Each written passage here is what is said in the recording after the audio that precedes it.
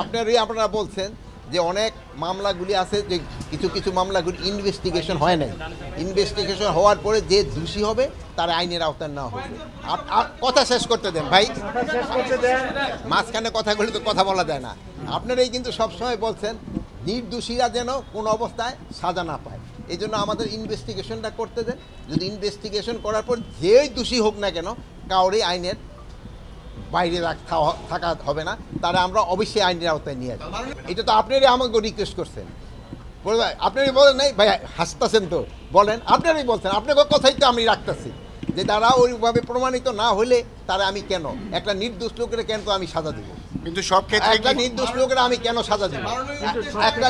একটা আরে ভাই শেষ করতে দেন, একটা দোষী যে হবে তারা আমরা শাস্তি দিব।